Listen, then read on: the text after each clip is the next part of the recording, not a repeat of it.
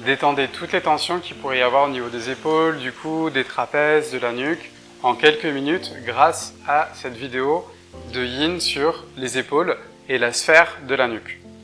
Dans cette vidéo, ça peut être intéressant d'avoir encore un peu plus de support, un peu plus de bolster, peut-être des pads, des coussins, aller chercher tout ce dont vous avez besoin pour être complètement à l'aise et confortable dans cette vidéo. On va surtout pas tenir les poses très longtemps parce qu'on va dans l'articulation du coude, de l'épaule, et c'est des articulations qui peuvent être très instables, donc on dépassera pas 1 minute 30, maximum 1 minute 45. Sinon, on pourrait déstabiliser les articulations qu'on veut garder stables. Voilà, ça peut être une pratique aussi qui, pour les bourrins, qui font trop de chaturanga, qui font trop de pratiques physiques, ça peut être une alternative et vous détendre un petit peu par rapport aux pratiques un peu trop punchy. Et voilà, tout simplement, bon, une fois que vous êtes prêts, on se retrouve sur le tapis.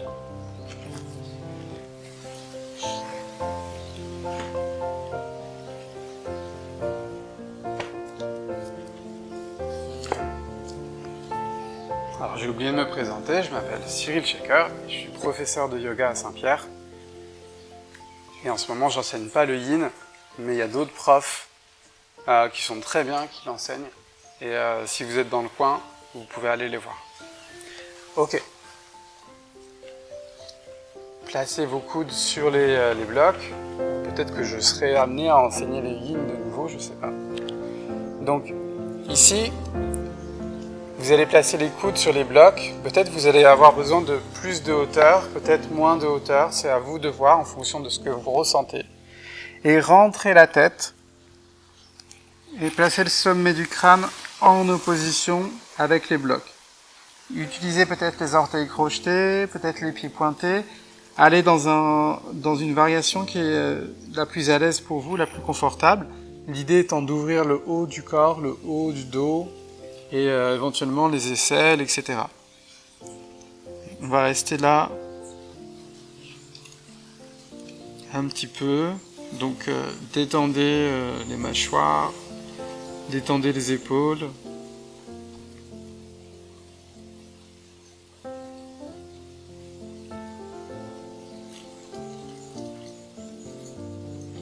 Et restez là, sentez l'ouverture se créer. Si votre tête touche le sol, peut-être que vous avez besoin de plus de hauteur. Si vous sentez que c'est hyper inconfortable dans les coudes, dans les épaules, peut-être que vous êtes trop haut. Et dans ce cas-là, diminuez la hauteur au niveau des blocs. Donc vraiment, restez à l'intérieur, soyez conscient de toutes les sensations que vous avez et de la signification de chaque sensation. En général, il y a des sensations pour vous dire finalement que vous êtes au bon endroit, que ça travaille, et des sensations pour vous dire que c'est dur, et des sensations pour vous dire d'arrêter, de revenir en arrière.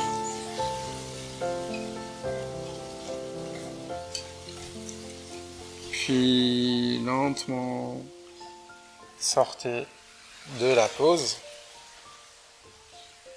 et installez-vous en Virasana. Donc vous pouvez être directement en Virasana comme ça, sur les pieds. Par contre, si vous avez des chevilles un peu sensibles, vous allez écarter les pieds, placer des blocs entre les pieds et vous asseoir dessus. Okay. L'idée quand vous êtes assis, c'est quand même d'être à l'aise. Parce que si vous êtes en souffrance en permanence avec vos genoux, etc., vous ne pourrez pas profiter des postures assises. Ça va être compliqué d'aller dans quelque chose de subtil. Vous ne pourrez pas méditer, vous ne pourrez pas respirer. Donc vraiment la posture assise, voilà, faites en sorte d'être confortable, de pouvoir y rester longtemps. On va aller travailler sur le cou. Donc là, je vais tourner le cou vers la droite, mais c'est mes yeux qui font l'étirement. Quand les yeux font l'étirement, ça va engager d'un côté et étirer de l'autre. Donc là, on va aller à droite, ça va engager ici, à droite, et ça va étirer l'autre côté du cou. Donc, regardez vers la droite, le plus vers la droite possible, et restez à un endroit. quelques secondes.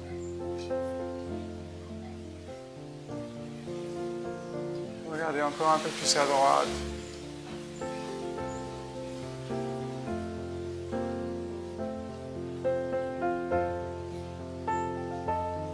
Puis revenez au centre et la même chose de l'autre côté. Restez là. C'est le regard qui fait l'étirement.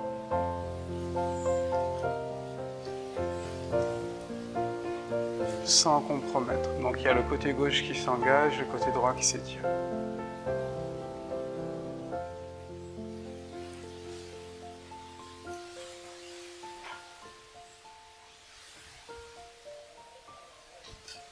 Si ça louche, assurez-vous que personne ne vous regarde.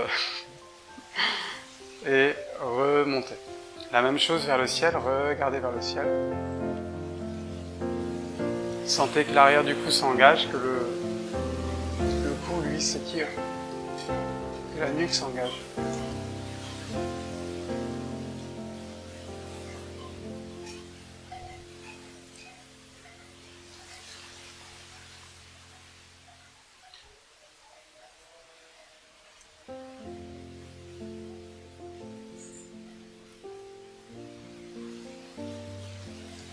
Puis revenez au centre. Et la même chose, ramenez le menton à la poitrine. Il y a un petit peu de vent derrière. Mais au moins il n'y a pas de mouche. Ah si, il y a une mouche. Donc c'est pour ça que voilà, j'aime bien pratiquer à l'intérieur le yin. À l'extérieur, dans un parc ou quoi, il y a toujours des insectes, etc. Et comme on veut rester immobile, ça peut paraître un énorme challenge de se mettre dans un environnement délicat pour le yin. Donc là, la même chose, sauf que on ramène le menton à la poitrine et on regarde le bout du nez.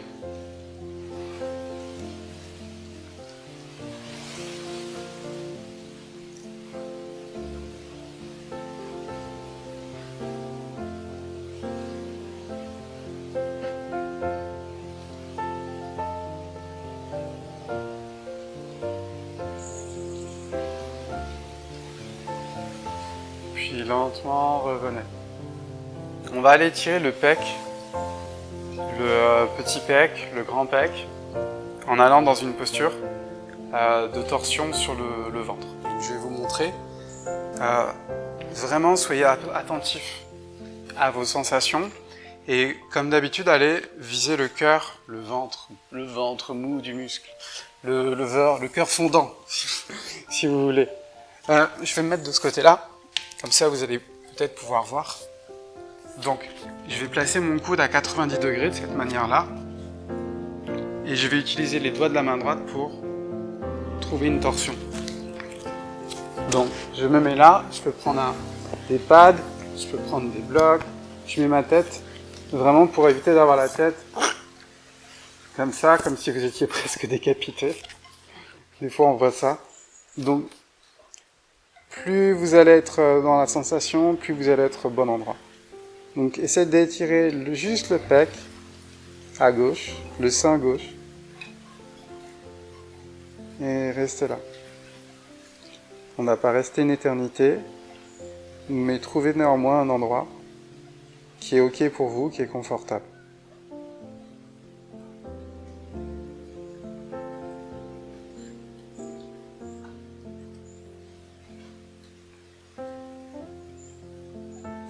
Si vous sentez que la sensation va trop dans l'épaule, juste revenez un petit peu en avant ou repartez vers l'arrière. Donc trouvez vraiment la variation qui est OK pour vous, qui est adaptée à votre corps. Encore quelques secondes, détendez, respirez librement.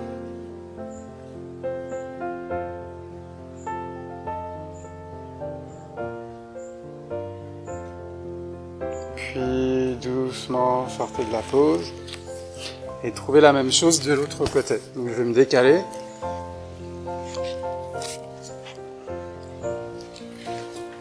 Donc placez le bras droit comme ça en cactus et trouvez une petite torsion pour ouvrir la poitrine à droite.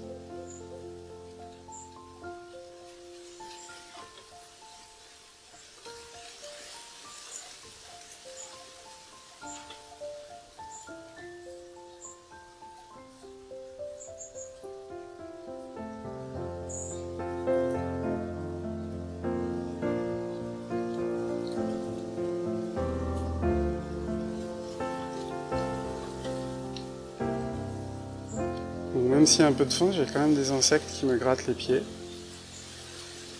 Et ça me fait bouger, c'est pas grave, mais bon, l'idée étant de pas bouger, donc l'idée étant d'aller dans un endroit où il y a le moins d'insectes possible quand même. Alors j'ai ouvert la fenêtre parce que bon, ça fait un peu plus joli pour la vidéo. Et comme il y a du vent, je me suis dit qu'il n'y allait pas avoir de moustiques, etc. Encore quelques secondes.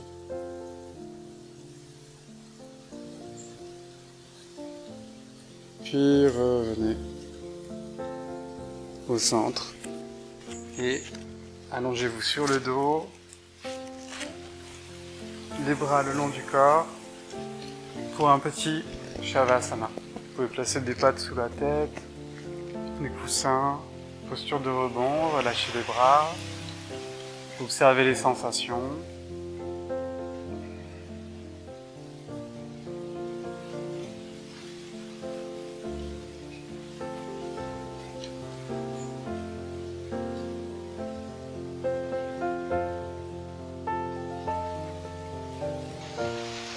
Prenez une longue inspire. Et relevez-vous. On va aller dans un étirement du deltoïde, hein, quand on fait beaucoup de chaturanga, de push-up, etc. Ça peut aller là. Donc l'idée, c'est qu'avec le sol, vous ayez cette action-là. Toc. Et le regard de l'autre côté. Donc c'est exactement ce qu'on va faire au sol. Vous allez placer, vous voyez et c'est vous et vos sensations encore une fois. Vous allez placer le bras sur le sol, de cette manière-là. Peut-être placer des pads ici. Peut-être un bolster. C'est à vous de voir, vous comprenez. Et ensuite, moi j'ai besoin d'un peu plus de hauteur. Décidément, je vais prendre le bolster. Et du coup, vous allez tourner comme ça, jusqu'à sentir l'étirement dans le deltoïde. On ne va pas rester très longtemps. Et ensuite, vous envoyez la main gauche, soit vers la main droite, soit dans le dos. Essayez de viser le ventre du muscle, le ventre du deltoïde.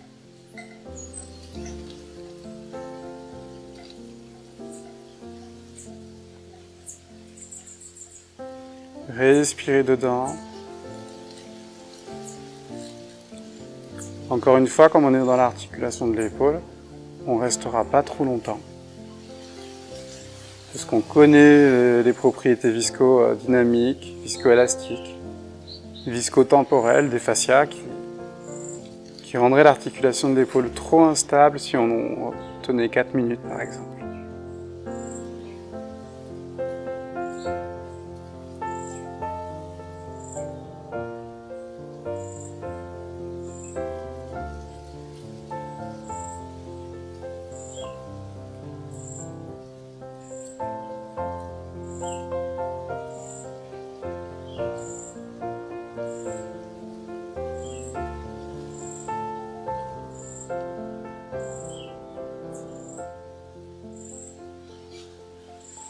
Puis sortez de la pause et allez chercher la même chose de l'autre côté. Donc embrayez le bras gauche ici, la tête du côté opposé et trouvez un endroit où vous avez des sensations d'étirement qui soient correctes, qui soient dans le centre, qui soient pas trop intenses non plus. Juste ce qu'il faut, le plus possible dans le ventre, le centre du muscle.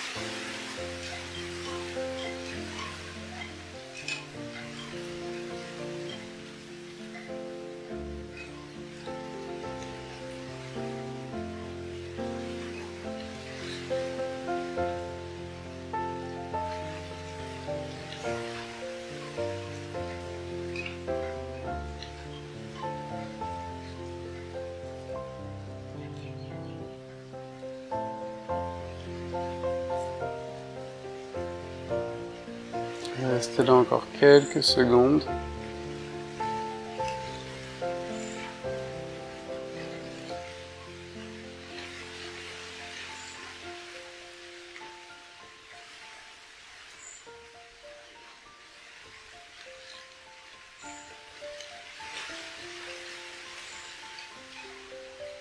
Puis tranquillement, sortez de la pause.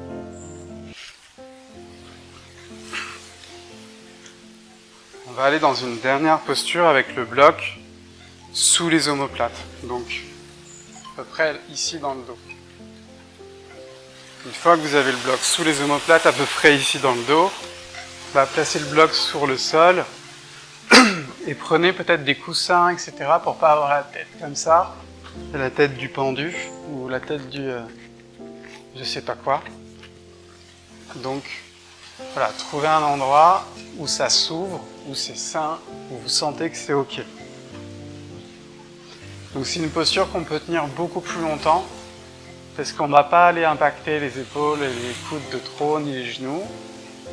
Donc on va la tenir un moment. Faites votre maximum pour respirer contre les blocs, contre le bloc.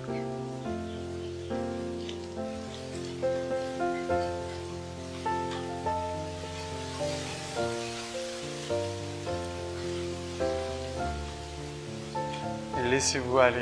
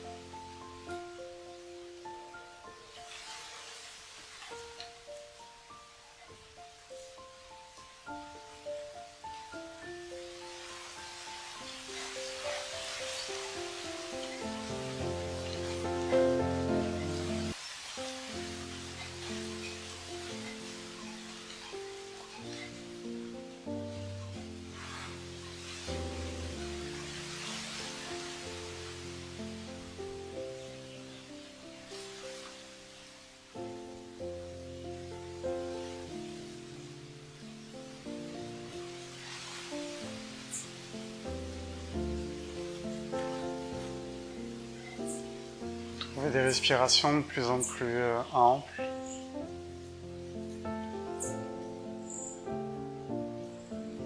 De plus en plus libres.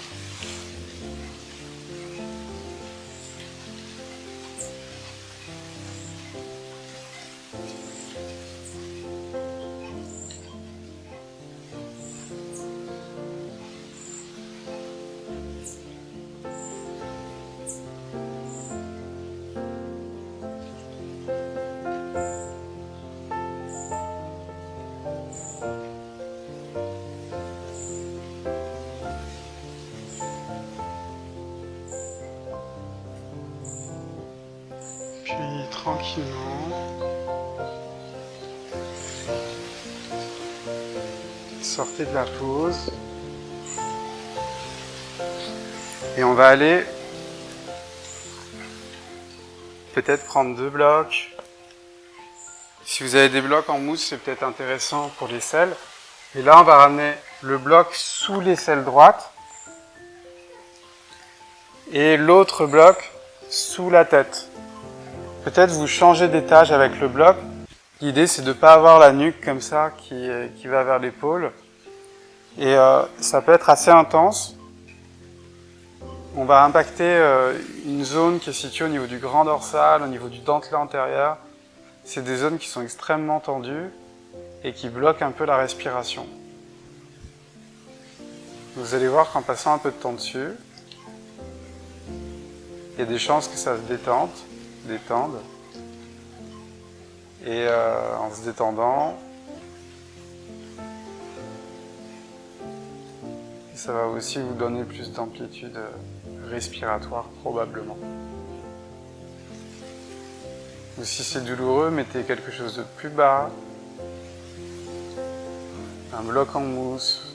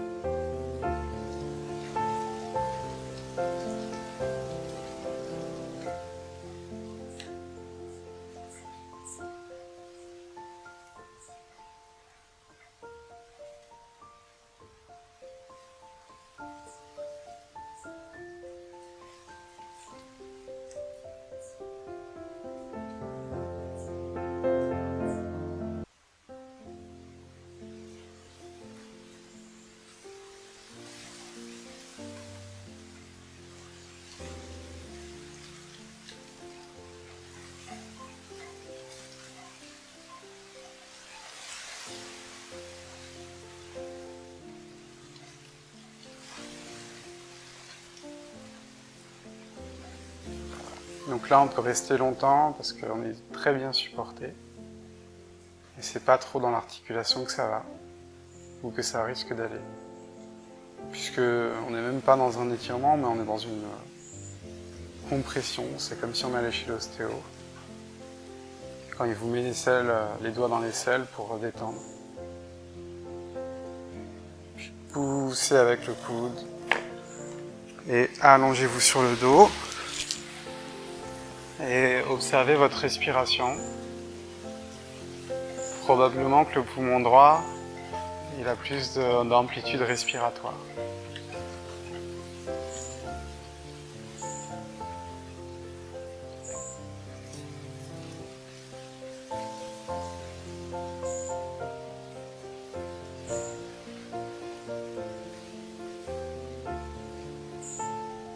Puis on va aller faire l'autre côté, tout simplement. Donc, placez l'aisselle gauche sur le bloc. Peut-être, c'est pas exactement sous l'aisselle, mais c'est un endroit où vous sentez que ça fait quelque chose, mais c'est juste un peu avant l'aisselle. C'est à vous de le trouver et restez là de nouveau. Laissez-vous tomber sur le bloc. Au début, c'est peut-être un peu difficile. C'est peut-être un peu intense. Mais au bout d'un moment, ça finit par se détendre. C'est aussi lié à votre capacité à lâcher prise. À faire confiance à ce qui est.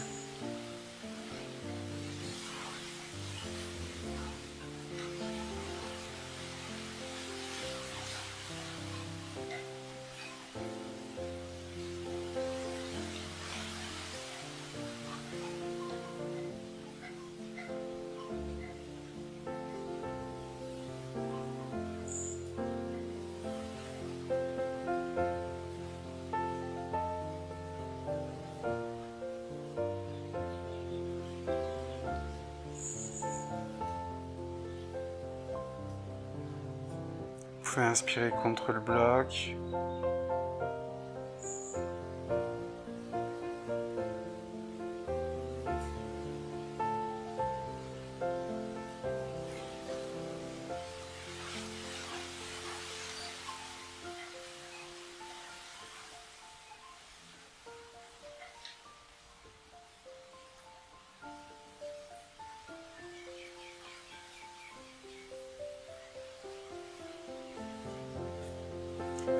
Et laissez toute cette zone se détendre un peu plus.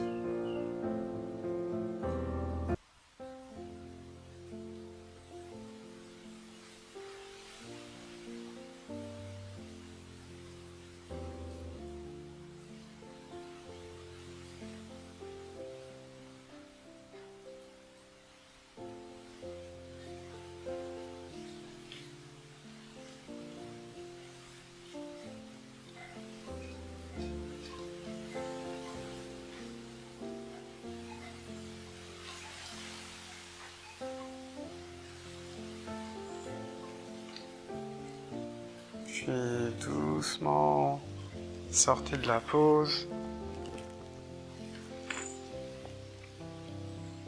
Allongez-vous sur le dos, les bras le long du corps et sentez l'amplitude respiratoire.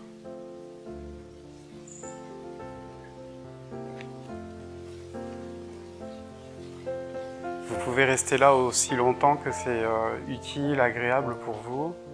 Pour ma part, la vidéo s'arrête ici. Namasté.